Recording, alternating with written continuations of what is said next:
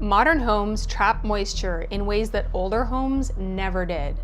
And these 5 myths don't just hide early warning signs, they hide the ways mold can quietly harm the people living inside. My own health experience pushed me to study building science in depth, and once I understood how moisture really moves through a house, these misconceptions became impossible to ignore.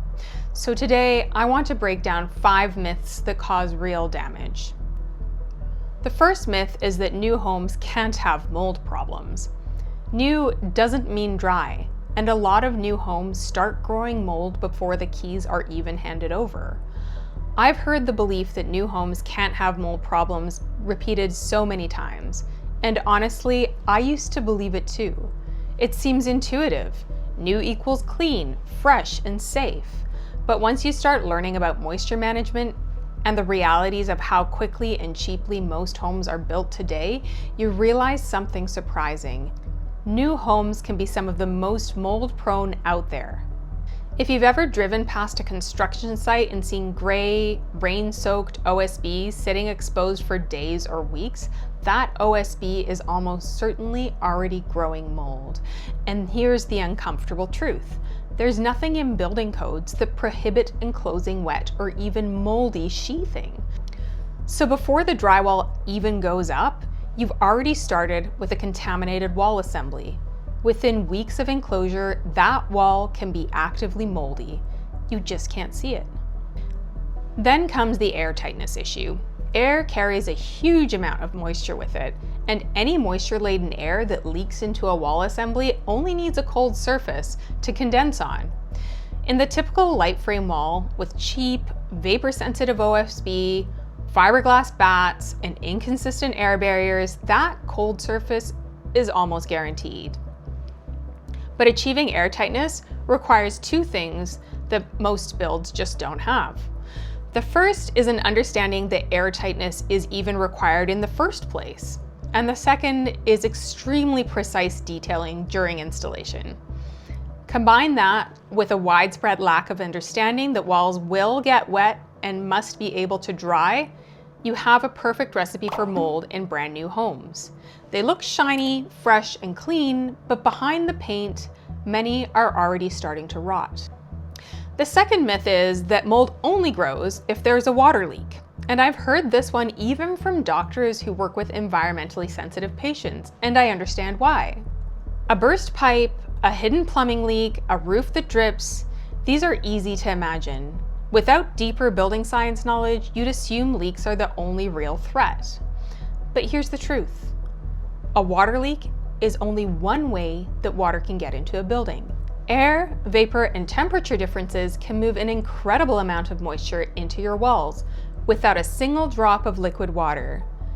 And when that moisture hits a cold surface inside the wall assembly, it can condense, accumulate, and silently cause hidden rot. If you want a deeper dive into exactly how liquid water, air, vapor, and temperature can drive moisture into buildings, you'll find it in my Control Layers series. The link to the playlist is in the description below. The third myth is that if the place looks clean, there is no mold. So some of the cleanest, nicest looking homes can be the moldiest. And that's because the real problems almost never happen on the surface. Mold thrives where we can't see it, inside the walls, behind the drywall, on the cold sheathing, in basements, or anywhere moisture gets trapped. All it takes is warm, moisture-laden air leaking into a wall and hitting a cold surface in the wall. You get condensation, and suddenly a clean home can have active mold growing behind the paint. It's simple physics once you understand it, but it's not something most profit-driven builders or box-checking inspectors warn people about. How a home looks on the surface doesn't tell you how healthy it is inside. A house can look pristine while the walls are quietly rotting inside. Myth number 4 is that a dehumidifier will fix the problem. I think this issue is best illustrated with a heartbreaking story I heard the other day.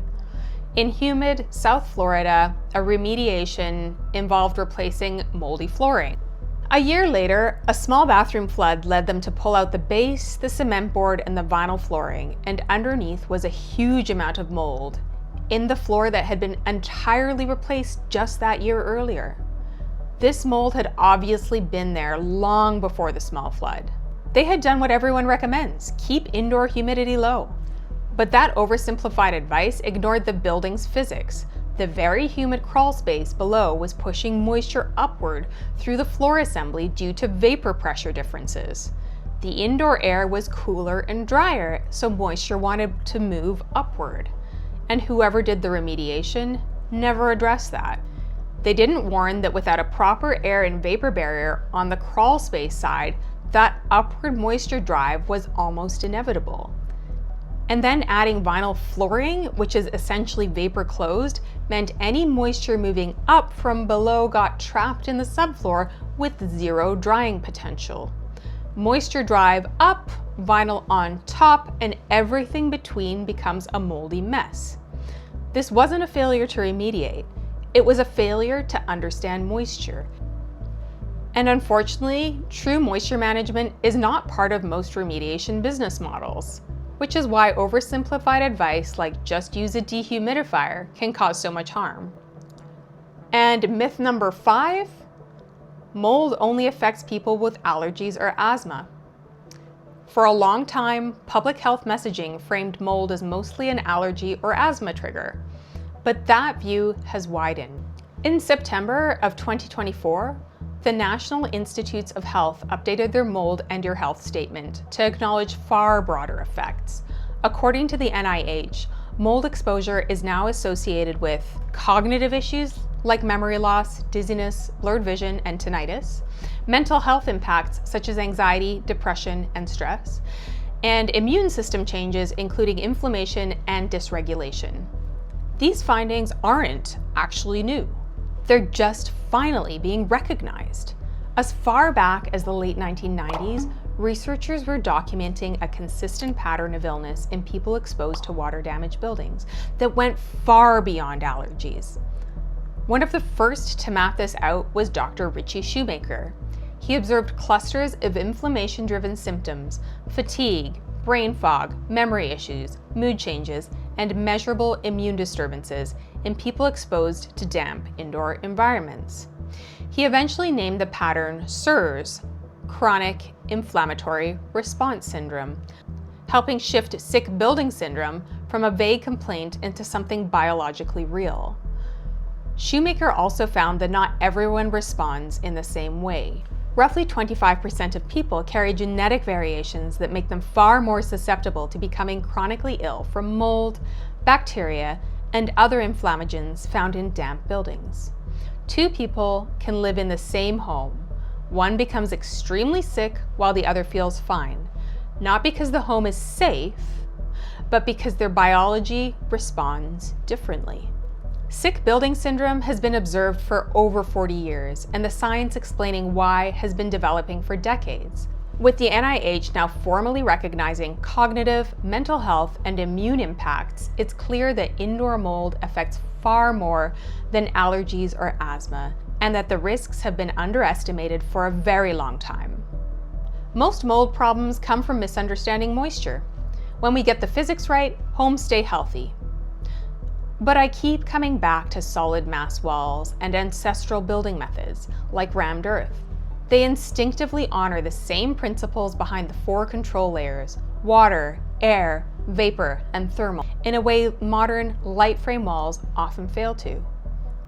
If this video helped clear up a few myths, feel free to share it. More people need to see how these misconceptions put both buildings and people at risk.